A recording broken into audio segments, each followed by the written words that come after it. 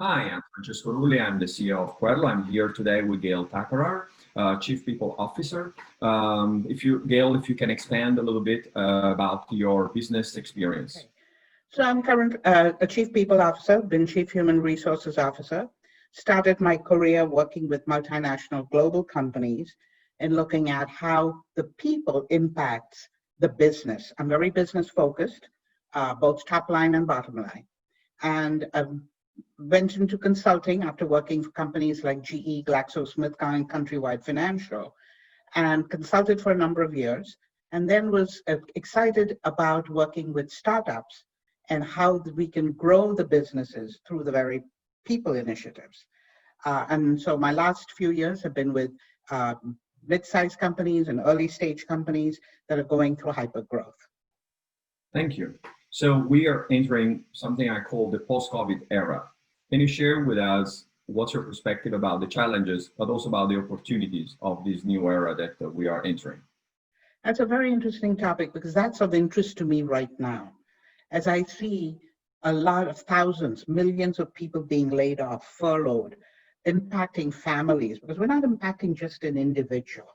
The pain is really deep. We're impacting families with this whole COVID situation. So currently the challenges are, finding employment. How do you work remotely? How do you engage your employees while they're working remotely?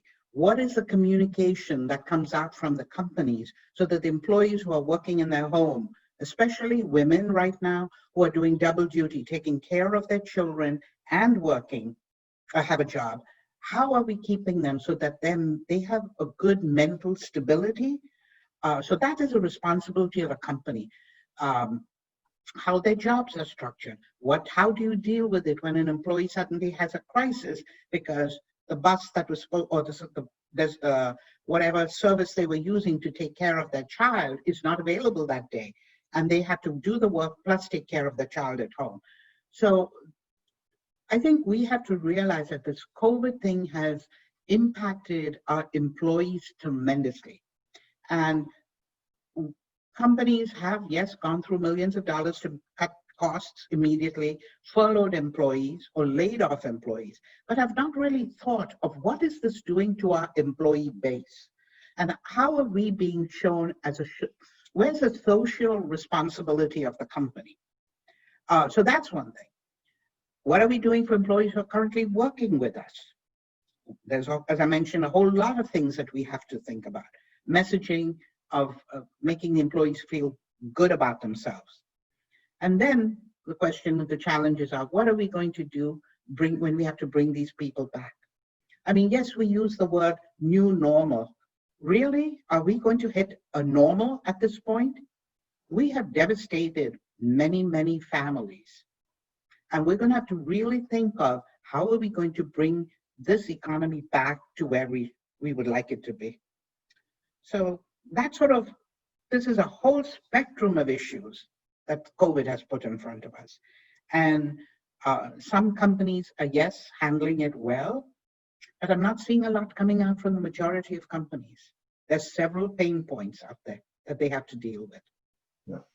So indeed, you mentioned mental health, and recently we developed various chatbots for measuring depression, anxiety, and different forms of mental health. Can you share with us, from your perspective, what is the best use of artificial intelligence in the post-COVID era? I think there'll be a lot of uses right now because you're going to see people are going to adjust to working remotely now. And so right from the process of onboarding, engaging employees, developing,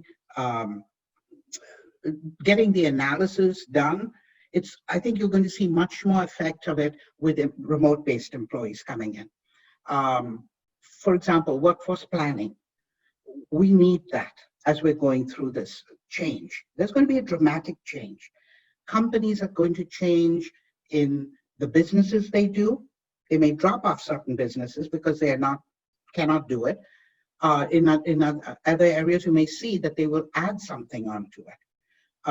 So I think there's going to be a tremendous use of artificial intelligence. We haven't seen it as much in the HR space. It hasn't grown as exponentially as it should have, for whatever reasons, and we can go into that, but I think you will see a lot more of it coming post-COVID.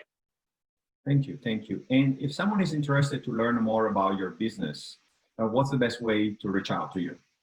They can look up my LinkedIn profile, Gail Thakarar. Thank you very much. I appreciate that. Thanks.